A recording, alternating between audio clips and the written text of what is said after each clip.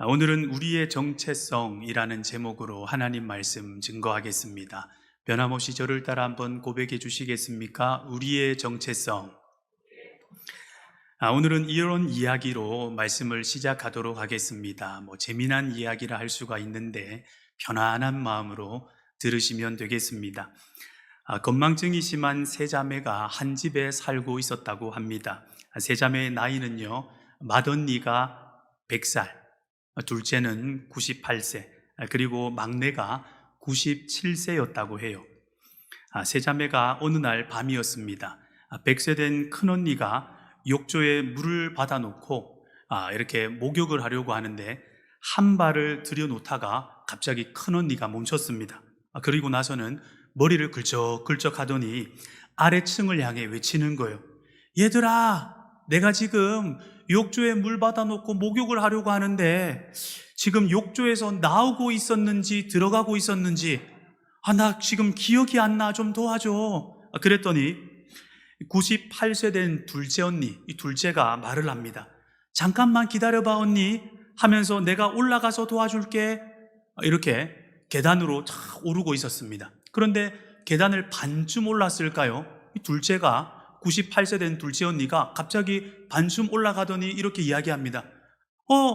잠깐만, 나 지금 계단을 올라가고 있었는지 계단에서 내려오고 있었는지 기억이 안 나.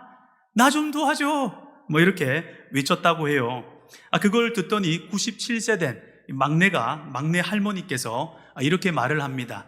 나는 언니들처럼 건망증이 이렇게 심하지 않았으면 좋겠어. 그러면서 계단 난간을 이렇게 2번을 두드렸어요. 이 97세 된 막내가 계단 두드리는 습관이 버릇이 있었나 봐요. 이렇게 두드리고, 그런데 이 막내가 하는 말이 뭐라고 하냐면요, 언니들 잠깐만 있어봐. 밖에 지금 누가 왔나 봐. 내가 잠깐 누가 왔는지 확인만 하고 도와줄게. 이런 건망증에 관한 이야기입니다. 여러분, 우리가 이 정도의 차이는 있지만 건망증은 누구에게나 해당되는 이야기입니다. 그렇죠? 우리 중에도 건망증에 관한 에피소드 말하라면 말할 수 있는 이야기가 있을 줄 압니다. 그런 의미에서 하루를 보내며 내가 무엇해야 하는지 기억하며 사는 것 참 중요하다 할 수가 있는데요. 그래서 내가 무엇해야 하는지 기억하기 위해서 우리는 무엇합니까? 달력에 기록하기도 하고요. 그리고 다이어리를 사용해서 기억하려고 노력을 합니다. 그런데 우리 같은 그리스도인에게 내가 무엇해야 하는지도 중요하지만 더 중요한 것이 있다면 더 중요한 게 무엇이겠습니까? 내가 누구인지 알고 내가 누구인지 잊지 않는 것입니다. 내가 누구인지 아는 걸, 이걸 세 글자로 표현하면 정체성이다, 이렇게 말할 수 있는데요. 정체성. 헨리 나우엔이라는 사람이 있습니다. 마음의 길이란 자신의 책에서 헨리 나우엔은 이렇게 말을 합니다. 정체성에 대해서요. 그리스도인이 왜 세상에 살면서 세상에 동화되어 살아가는가? 그리스도인은 빛으로서 세상에 동화되지 말아야 하는데 소구름으로서 그 맛을 지켜야 하는데 왜 세상에서 휩쓸려 살아가는가? 이에 대해서 헨리 나우엔은 이렇게 답합니다. 그 이유는 그리스도인이 자기의 정체성을 잊었기 때문이다. 자기의 정체성이 무엇인지 약해졌기 때문에 세상에 동화되어 그리스도인들이 살아간다. 이렇게 헨리 나우엔은 말을 했습니다. 다시 말해 예수님 믿는 내가 누구인지 모르면 우리는 어떻게 살아가야 하는지, 이 세상에서 어떻게 살아야 하는지도 모르고요. 그래서 내가 어떻게 살아야 하는지 알기를 우리가 원한다면 내가 누구인지 우리는 반드시 알아야 할 것입니다. 그렇다면 한번 여쭙습니다. 예수님 믿는 우리는 예수님 안에서 누구입니까? 나는 누구일까요? 오늘 본문에서는 예수님 믿는 사람의 정체성에 대해 세 가지를 말하고 있는데요. 오늘은 이것에 대해 저는 크게 두 가지를 이렇게 설교로 전개해 나가고자 합니다. 첫 번째는 오늘 본문에서 예수님 믿는 나를 무엇이라고 하는가? 나의 정체성에 대해서 예수님 안에서 나는 누구인가? 그 정체성을 알아보도록 하고요. 그리고 두 번째, 나의 정체성답게 사는 삶이란 무엇인가? 다시 말해, 내가 예수님 안에서 이런 사람이라면 나는 어떻게 살아야 하는가? 이것에 대해서 크게 살펴보도록 하겠습니다. 이제 본론으로 들어가서요, 아까 말씀드린 대로 오늘 본문에서는 예수님 믿는 사람의 정체성, 이 세 가지를 말하고 있는데요. 먼저 본문 1절에서는 우리는 누구인가 이렇게 말하고 있습니다. 하나님의 사랑받는 자녀다. 우리의 정체성에 대해서 하나님의 사랑받는 자녀다, 이렇게 말을 하고 있습니다. 여러분이 누구십니까? 하나님의 사랑받는 자녀입니다. 한번 저를 따라 고백해 주시겠습니까? 나는 하나님의 사랑받는 자녀입니다. 그렇다면 여러분, 우리같이 사랑받는 자녀, 이런 정체성을 가진 사람들은 어떻게 살아야 할까요? 오늘 본문 1절을 헬라어 원문 번역 성경으로 보면 이렇게 말을 합니다. 그러므로 여러분은 사랑받는 자녀답게 하나님을 본받는 사람이 되십시오. 여러분, 사랑받는 자녀는 어떻게 살아야 한다고요? 하나님을 본받고 살라, 이렇게 말하고 있습니다. 여기서 본받는다는 단어는 흉내를 잘 내는 모방자라는 뜻을 가지고 있는데요. 여러분, 혹시 성대묘사 해본 적 있으십니까? 연예인들, 좀 유명한 사람들 목소리를 따라 흉내내곤 하지 않습니까? 이렇게 흉내내는 걸 본받는다, 이 단어의 뜻입니다. 그러면 여러분께 이렇게 한번 여쭙겠습니다. 우리가 하나님의 사랑받는 자녀로서 하나님을 본받고 살아야 할진데, 그것이 우리의 정체성에 걸맞는 삶일진데, 어떻게 하면 우리가 하나님을 모방하며 하나님을 흉내내며 하나님을 본받아 살 수가 있을까요? 그것은요, 하나님과 오래 함께하면 됩니다. 하나님께서는 영원토록 우리와 함께 하시는데, 그 함께 하시는 하나님께 마음을 열고 생각과 마음과 모든 순간순간 하나님과 공유하며 함께 소통하며 살아가는 거예요. 그럴 때 우리는 어느 순간에 하나님을 본받고 있구나, 이것을 알게 될 것입니다. 제가 한국에 있을 때 추석이었습니다. 추석에 가족들하고 모여 있는데요, 그때 저의 담당은 무엇이었냐면 조카들을 이제 보는 거였어요. 한 방에 탁 조카들을 모아놓고 보고 있는데 아이들이 TV 좀 틀어주세요 하는 거예요. 근데 TV를 탁 들었더니 어떤 방송이 나오고 있습니까? 감사하게도 추석 특집 만화 영화가 나오는 거예요. 만화 영화의 제목은 여러분 아시는 분은 아시겠지만 겨울왕국이라는 만화 영화가 나오고 있었습니다. 그 겨울왕국을 한참 보고 있는데요, 놀라운 광경이 펼쳐졌습니다. 어떤 광경이 펼쳐졌을까요? 조카가 나오는 노래를 다 외우는 거예요. 처음에는 노래 따라하는 것에 놀랐는데, 근데 자세히 들어보니까 거기 캐릭터들의 대사를 다 외우는 거예요. 저 깜짝 놀라서 Let it go, let it go 할 때는 야, 노래 좀 한다 했는데 대사까지 막 갖출 때는 깜짝 놀라서 입을 탁 벌리면서 조카에게 물었습니다. 야, 어떻게 너 대사까지 다 이렇게 하냐? 이러니까 비하인드 스토리를 말합니다. 삼촌, 저 이거 사실 하기 싫었어요. 무슨 말이야 그게? 그랬더니 방학 때 엄마가 영어 공부하라고 하루 종일 겨울왕국만 틀어주더래요. 그래, 하루 종일 겨울왕국과 함께 하다 보니까 자기가 툭 치면 어떤 말이 나옵니까? 겨울왕국 영어가 나오더라는 거예요. 그래서 삼촌, 다른 영어는 저 잘 못하는데요, 겨울왕국 영어는 그냥 눈 감고도 다 외워요, 이러더라고요. 여러분, 어떻게 하나님을 본받을 수 있습니까? 우리 조카가 겨울왕국과 계속 함께 했던 것처럼 하나님과 오래 함께 하다 보면 하나님을 본받게 되더라는 것입니다. 마가복음 3장 13절에 이렇게 우리 예수님께서 말씀을 하십니다. 왜 우리를 부르셨는가? 왜 제자들을 부르셨는가? 자기가 원하는 자를 부르셨다. 예수님께서 우리를 원하셔서 부르셨다라는 거예요. 그러면 원하셔서 무엇하려고 부르셨는가? 첫 번째가 마가복음 3장 14절 말씀 보니까 이렇게 말씀을 합니다. 부르셔서 함께 하시려고. 여러분, 하나님께서는, 우리 주 예수님께서는 저와 여러분과 함께 하길 원하세요. 아니, 하나님 당연히 함께 하시죠. 그런데 마음을 닫고 나 혼자 살아가고 있는 것처럼 그렇게 사는 것이 아니라 하나님 앞에 마음을 열고 하나님과 동행하며 마음을 나누며 그런 함께로 살길 원하는 거예요. 오늘 본문으로 말하자면요, 함께함을 통해서 누구를 본받으라는 것입니까? 하나님을 본받으라는 것입니다. 그것 때문에 하나님께서 우리를 불러주셨다라는 거예요. 그러면 이렇게 여기까지 듣고 나서 어떤 분은 이렇게 말씀하실 수도 있습니다. 목사님 구체적으로 좀 말해보세요.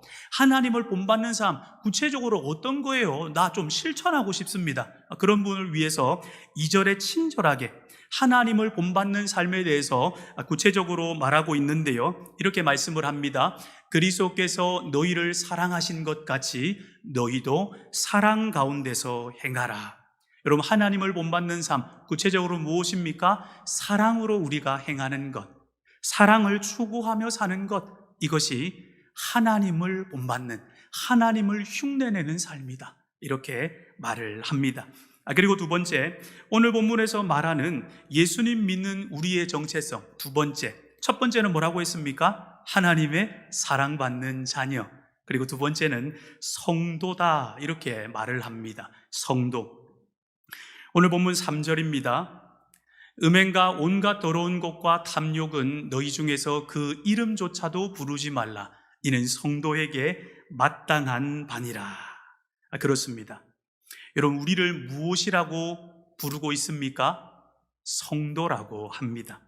로마서 1장 7절에도 이렇게 말씀을 하는데요, 로마에서 하나님의 사랑하심을 받고 성도로 부르심을 받은 모든 자에게, 모든 자를 하나님 부르셨는데 예수님 믿는 모든 자를 말합니다. 무엇으로 부르셨냐? 성도로 부르셨다라는 겁니다. 그렇다면 이렇게 질문할 수 있을 것입니다. 성도란 무엇이겠습니까? 성도란 무엇일까요?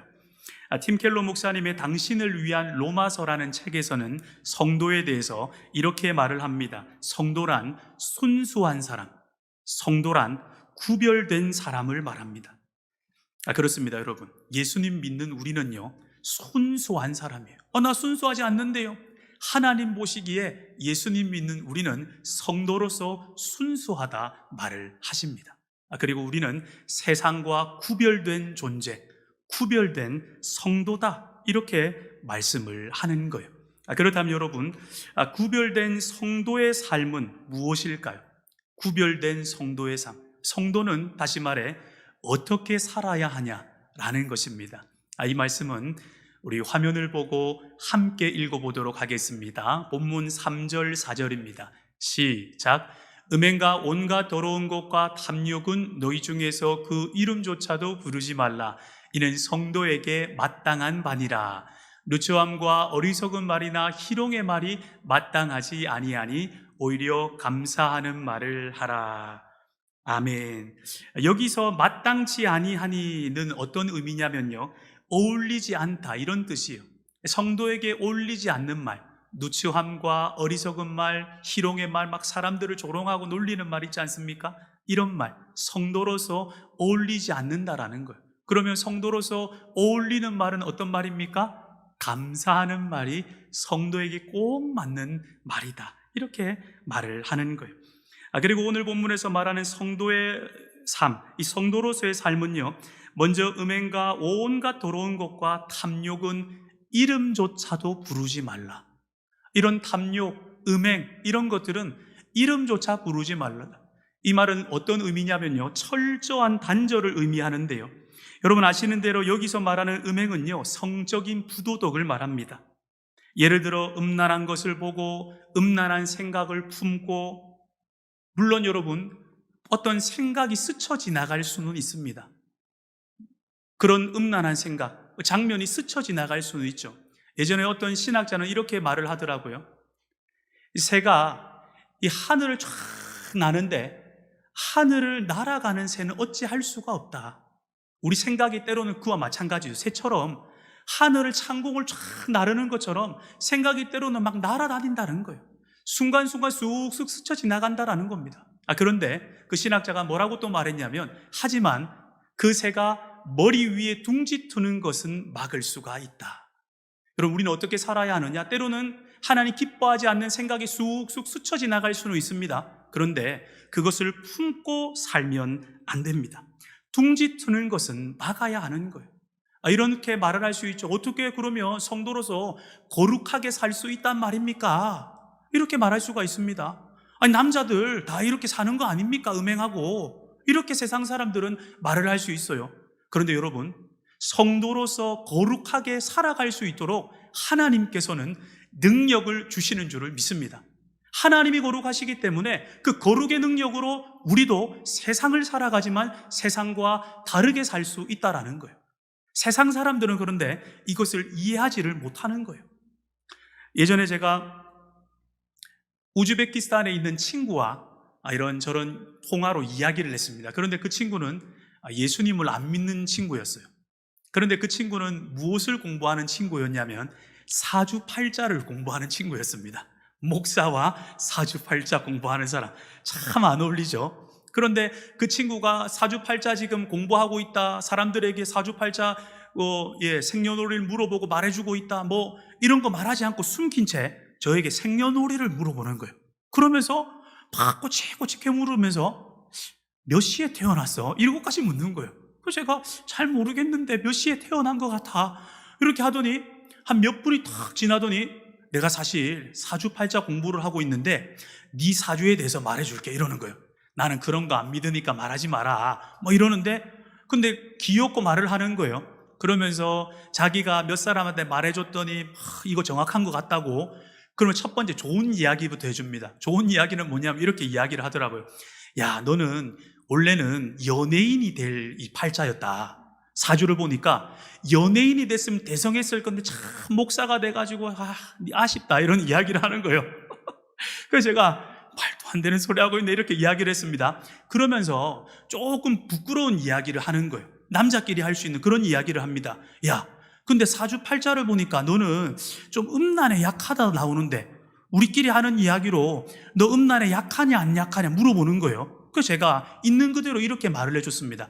나는 19금 이런 영화도 안 보고 음란한 동영상 아예 자체를 안 보고 심지어는 TV 보다가 남녀가 앉는 장면만 봐도 눈을 감는 사람이다, 이렇게 이야기를 해줬어요. 그리고 사람들, 여자들이 탁 지나가는데 3초 이상 보면 하나님 앞에 죄스러워가지고 눈 감고 기도하는 사람이다, 이랬더니 세상 사람들은 그거를 이해를 못하는 거예요. 진짜? 말도 안 된다. 에이, 진짜 아닌데. 그런 사람이 있단 말이에요. 세상 사람들은 이해를 못하는 거예요. 그래가지고 제가 도리어 물었습니다. 그럼 너는 어떠냐? 이러니까 술집도 가고 할 거 다 한다, 이렇게 있는 그대로 이야기하더라고요. 그래서 제가 이야기를 해줬습니다. 야, 사주가 모르고 세상 사람들이 모르는 거 내가 비밀을 이야기해 줄게. 남자는 이렇게 살아갈 수가 있어. 여자 안 좋아하는 사람이 어디 있겠냐? 그럴 수 있지. 그런데 나는 네가 모르는 비밀이 있다. 비밀이 뭔데? 십자가의 능력이다. 할렐루야. 여러분, 우리는 십자가의 능력을 소유한 자입니다. 그 십자가의 능력으로 말미암아 세상 속에서 어떻게 거슬러 살아갈 수 있겠습니까? 세상 속에서 그 능력으로는 거슬러 살아갈 수가 있다라는 거예요. 여러분, 우리 세상 가운데 무엇을 말해줘야 되겠습니까?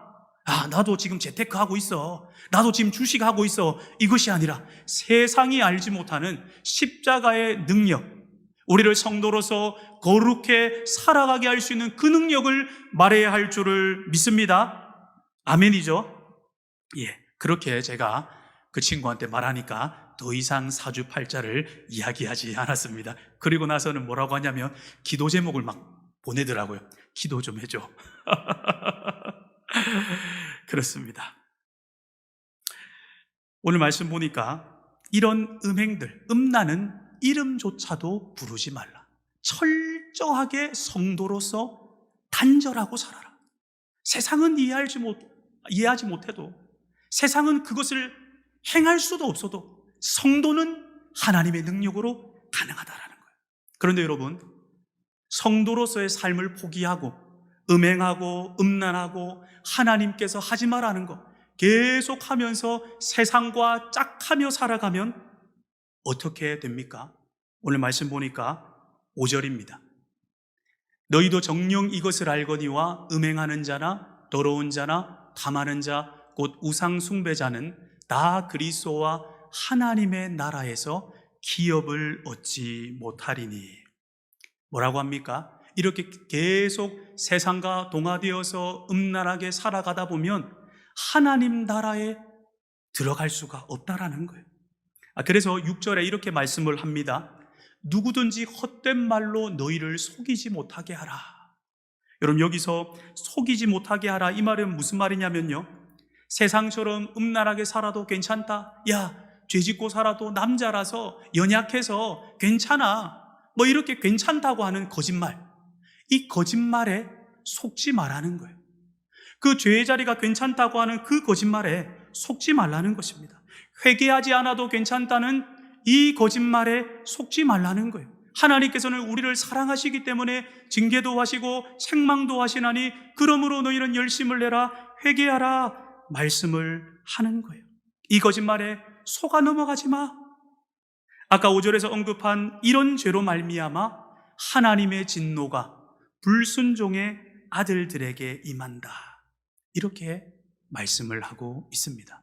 그래서 7절, 그러므로 그들과 함께하는 자가 되지 말라. 죄와 계속 타협하고 죄지어도 괜찮아, 연약해서 그래, 멀해서 그래, 이렇게 하는 타협 속에 살아가고 거기에 퍼질고 앉아 있는 그 사람들과 함께 생각을 같이 하지 마. 그것이 바로 성도의 모습이다, 이렇게 말씀을 하십니다. 돌아서라고 말씀을 하는 거예요. 그리고 오늘 본문에 나오는 마지막 우리의 정체성은요, 한번 따라 고백해 주시겠습니까?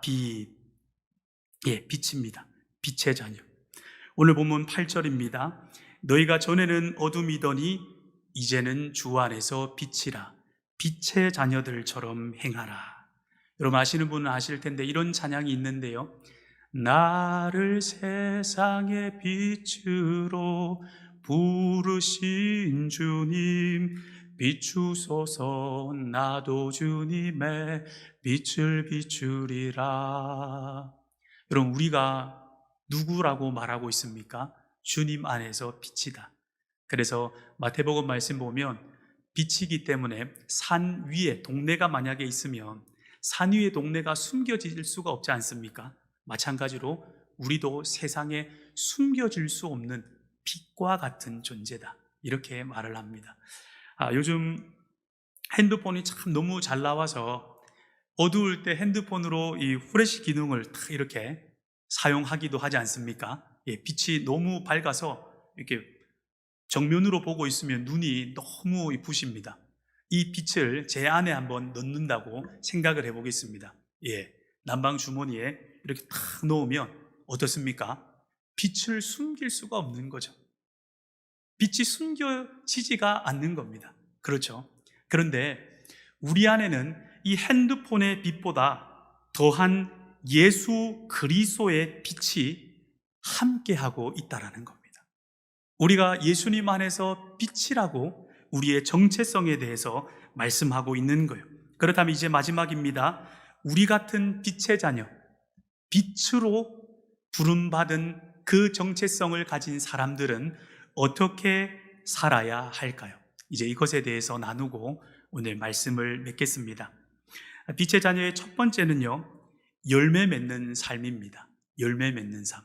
9절 말씀 보니까 이 빛의 열매에 대해서 이렇게 말을 합니다. 빛의 열매는 모든 착함과 의로움과 진실합니다.